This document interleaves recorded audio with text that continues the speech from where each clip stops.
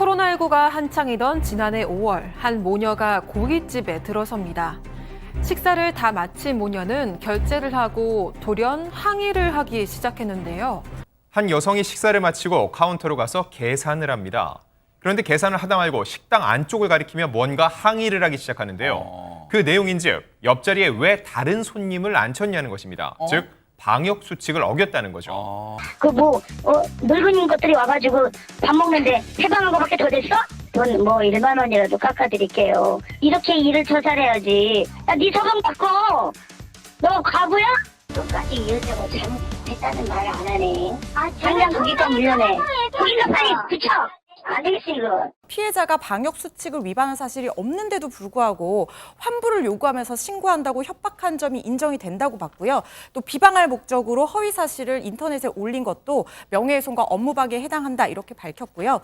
또 피해자가 아직 용서를 하지 않았다고 합니다. 그리고 피고 중에 한 명이 폭력범죄로 여러 차례 처벌받은 전력까지 있었다고 해요. 그때 딱 벌금 선고되고 나니까 그 가해자들은 표정이나 뭐 태도가 어떻던가요? 재판 끝나면 항소라고 종이 주잖아요. 그것도 던지고 그냥 나가버렸어요. 반성 안 하면은 이제 금융치료를 좀 해줘야지 이제 돈 내야지 이제.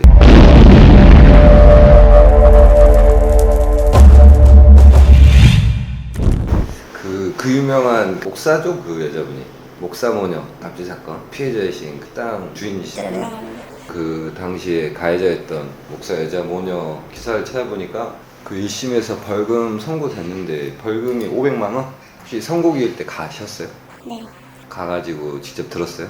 네, 들었어요. 그때 기분이 어떠시던가요?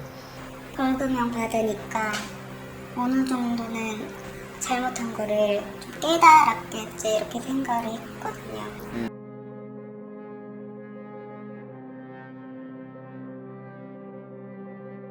재판 끝나면 항소라고 종이 주잖아요. 그것도 던지고 그냥 나가버렸어요. 그 안내문을 던지고 나갔다고? 네, 깜짝 놀랐어요. 판사나 경위들이 되게 별로 안 좋은 눈치로 봤을 것 같은데. 맞아요. 판사님은 그냥 신경 많이 안 쓰시는 것 같고 그냥 다른 분들은 그냥 다 쳐다보고 나가면서 마주치진 않았어요?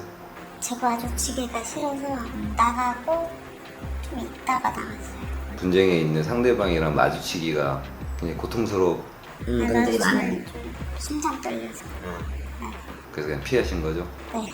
그 벌금은 그 본인들이 저지른 죄에 대해서 합당한 처벌이라고 생각하세요?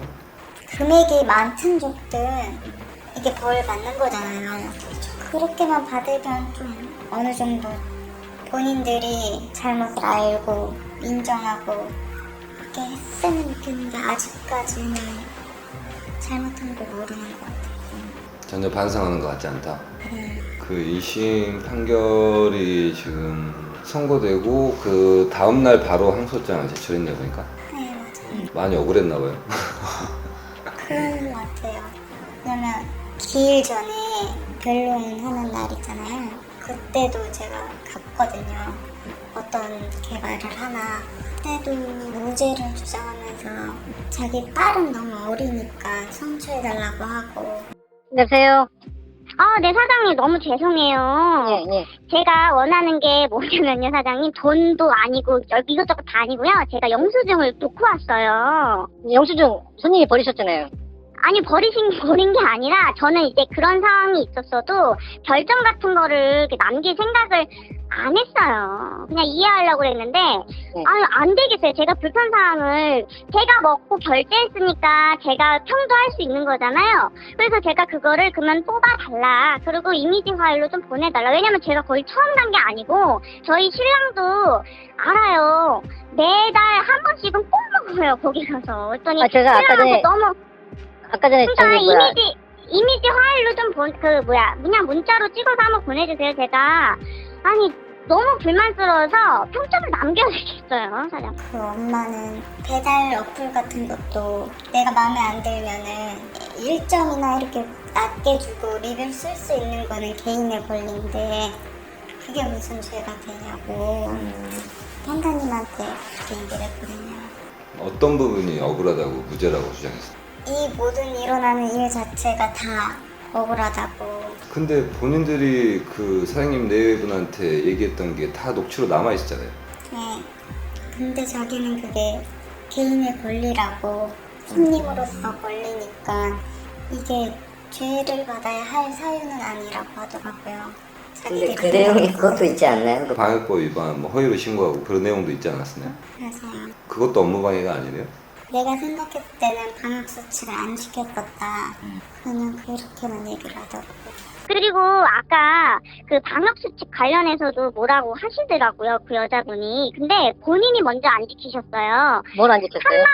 칸막이가 있으니까 옆에 앉는 게 뭐 어떠냐 이러더라고요. 그래서 그럴 수 있지. 그러고 그냥 먹었어요. 근데 저희 어머니한테 그랬다는 거예요. 방역수칙 안 지킨 걸로 그럼 본인네들 신고하세요 이렇게 얘기를 했대요. 한번 물어보세요. 그래서 어머 방역수칙 안 지킨 걸로 뭐 우리한테 신고하라는 게 무슨 소리야? 지금 본인이 그쪽 칸막이 어머님이 있으니까 벌써 먼저 니네 방역수칙 안 지켰으니까 내가 신고할 거야 라고 해서 저희는 방역수칙 다 지켰는데 신고하세요 라고 아니에요. 했겠죠. 사장님 계산할 때 마스크 안 쓰셨어요. 그 저희 여자. 계산할 때 다 마스크 썼었어요. 아니 CCTV 한번 확인해 보세요. 아직 항소심 판결 선고는 안 난 상태인 것 같아요. 보니까 공판기일도 안 잡혔고 항소심 열리면은 공판기일도 가보실 생각이세요? 네. 봐야 되겠죠. 어떤 말을 하는지. 마주치기는 싫은데 네. 어떻게 말을 하는지는 나 듣고 싶어요. 현명하신 거고 지금 아마 이 영상을 보시는 분들 중에서 본인의 범죄 피해자분들이 많이 계실 텐데 이분의 사례처럼 피고인의 형사재판에 참석해서 볼 필요가 있어요. 거짓말하는 경우가 굉장히 많거든요. 맞아요. 그거에 대해서 더 적극적으로 본인이 피해자 쪽에서 의견서 같은 걸 내가지고 저런 부분들은 거짓말이다 이런 취지로 해서 형식은 중요한 게 아니고 이제 의견을 법원에다가도 제출하고 검사한테도 제출하고 이런 식으로 하면은 아무래도 조금 더 제대로 처벌받는데 좀 도움이 되죠. 저는 했어요. 분명하신 거예요, 그러니까. 가해자 쪽에서 죄송하다거나 아니면 미안하다거나 오면서 뭐 합의하자거나 그런 얘기를 한 게 있어요? 저한테 한 번도 연락이 온 적은 없어요.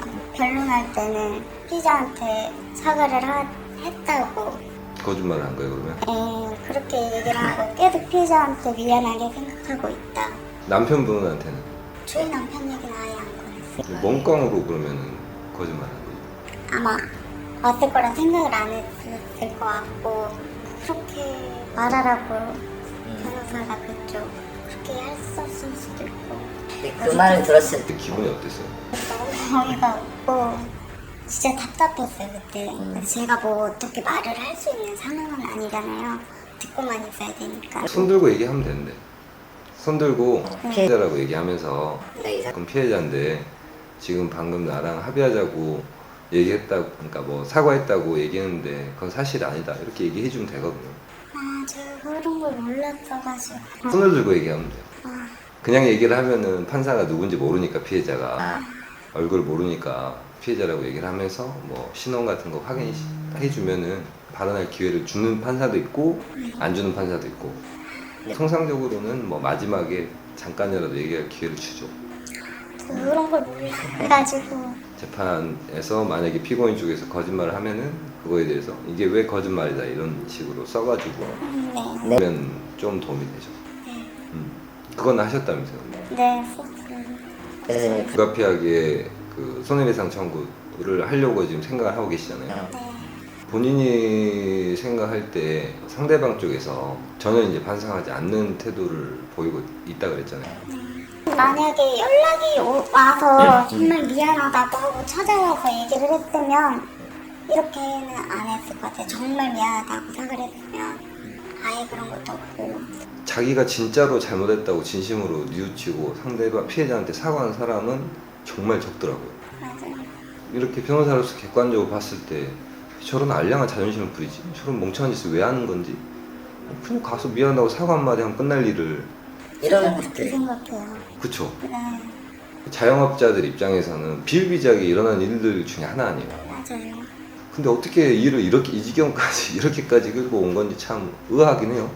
이 모녀 같은 경우는 계속 지속적으로 굉장히 집요하게 전화하고, 예, 문자 뭐 또 인터넷에 내 입장은 이렇다 이렇게 글을 쓰고 끝까지 자기 잘못을 아예 모르고 계속 그러니까 저도 이런 사람들을 처음 봤어요.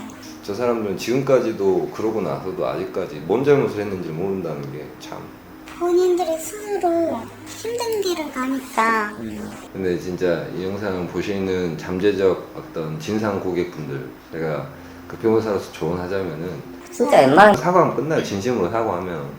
근데 사과하는 게 되게 자존심 상해하는 이상한 생각을 하는 사람들이 많은 것 같아요. 먼저 사과를 하면은 굉장히 자기 자존심에 스크래치가 나는 것처럼. 그런 생각을 안 했으면 좋겠어요. 어차피 같은 사람인데 실수는 누구나 다 할 수 있고 그리고 지가 잘못했잖아요, 그리고. 욕하는 것도 아니고 다 웬만하면 다 받아주잖아요. 잘 받아주시게 생겼는데. 근데 그 당시에는 그렇게까지 했던 거는 나도 오래 장사를 했지만 너무 집요하게 나를 괴롭히는 느낌이 들었기 때문에 아무리 내가 가게를 운영하고 있고 사장이라 하더라도 내가 이거 계속 참을 수 없다 이런 생각에서 더 그러셨을 거 아니에요. 처음에는 제가 카운터에서는 계속 죄송하다 했어요. 그리고 나서 그 카운터에서도 언성을 높였어요. 둘 다.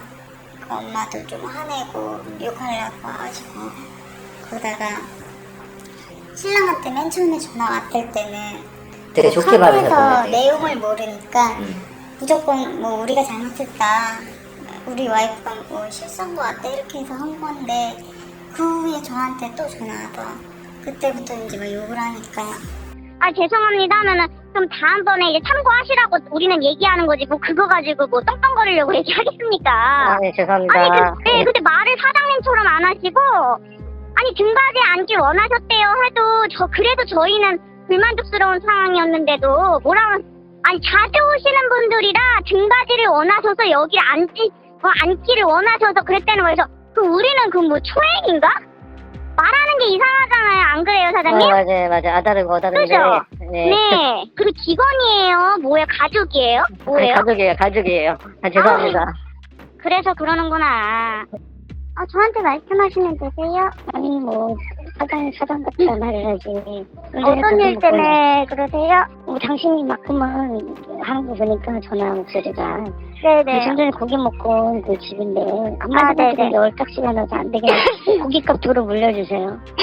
근데 제가 처음에 카운터에서 계산하실 중간에 때 근데 중간에 제 자리를 얘기도 안 한번 주려고 들어봐 주세요. 뭘 들어봐, 그러니까 야 제가 중간에 처음에 자리 우리가 앉으려고 했었지. 말씀드렸잖아요. 근데 근데 네가 중간에 자리 못 앉게 했다면서.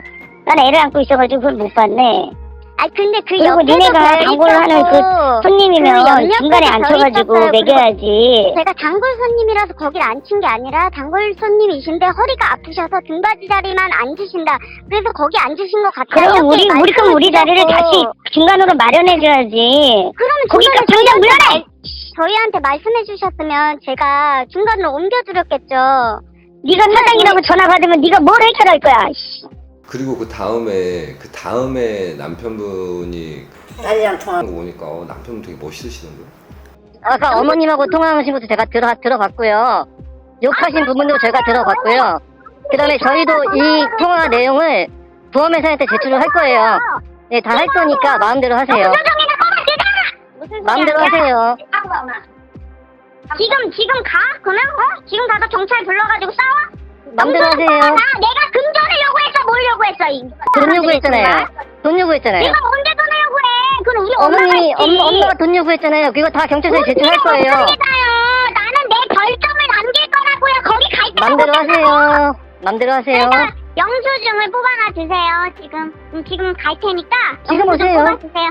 네, 영수증 뽑으라고요 지금. 그때 시험도 많이 화나 있었어요. 아, 빡치겠죠, 당연히. 저는 옆에서 울고 있으니까 스트레스가.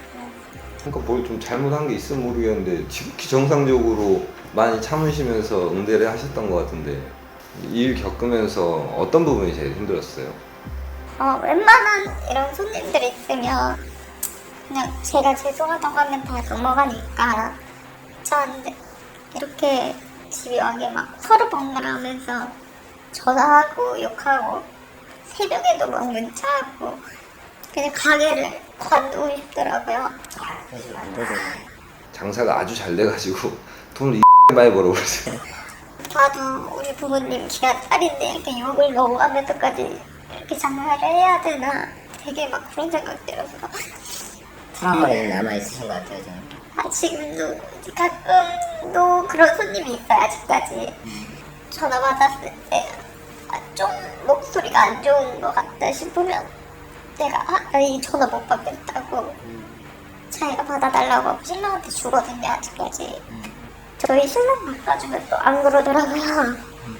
한편으로 안 좋게 보시는 손님도 계세요.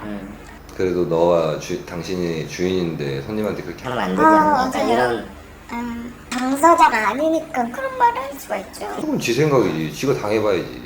장사하는 게 뭐 자원봉사하는 것도 아니고 맞아요. 정당하게 일해가지고 정당하게 돈 버는 거잖아. 네. 그렇게 그런 처우를 받아야 될 이유가 뭐가 있어? 여기에서 자기들이 재판받은 것뿐만 아니라 그 모녀가 사장님 내외를 형사고소한 게 있죠. 네. 뭘로 고소했어요?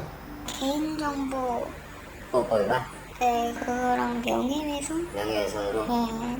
근데 그 검찰에서 무혐의 처분 났는데 가해자 모녀가 검찰 항고까지 했더라고요. 맞아요. 검찰 항고하고 최근에 검찰 항고가 기각되는데 재정 신청까지 했어요. 맞아요. 그러니까 절차가 보통 검사가 어떤 그 범죄 사실에 대해서 혐의가 없다고 처분을 내려버리면은 피해자라고 주장하는 고소인이나 고발인이 그거에 대해서 불복하는 절차가 검찰 항고, 재정 신청 이런 절차가 있는데 그걸 다 했더라고요 보니까. 또 저는 그런 절차가 있는 줄도 이번에 처음 알았어요. 이제 그런 것만 봐도 전혀 이 반성의 여지가 없다는 거죠. 어떻게든지 내가 처벌을 받았으니까 너도 똑같이 당해봐라 이런 심정인 것 같아요. 맞아요. 근데 그렇게 생각하고 사는 사람들이 부지기수로 많아요. 조사는 받았어요 혹시 그것 때문에? 네. 경찰서에서. 한번 받으셨어요? 네. 그때 조사 받으러 갈 때 되게 어이없었죠. 맞아요. 어이없었고 또 화도 나고 잘못은 본인들이 했는데 왜 내가 경찰서에 와서 이렇게 조사를 받아야 되나. 괜히 저 때문에 신랑이 글 써서 이런 일이 또 커진 것 같아서 그 때문에 또 미안해서 잘하신 거예요. 이렇게 한번 이슈되고 해서 어차피 저쪽에서도 더 이상 뭐 이렇게 괴롭히거나 하기 쉽지 않을 테고 그러지 마시고 돈 많이 버시면 돼요. 네. 돈 많이 벌어가지고 제가 뭐 여기가 어디라고는 뭐 얘기할 수는 없겠지만 그 동네가 양주라는 건 다 알잖아요. 이 영상 보시는 분 중에서 양주 어딘지 뭐 대충 뭐 찾아보고 소문으로 지금 그 가게가 어디라는 건 다 알 거 아니에요.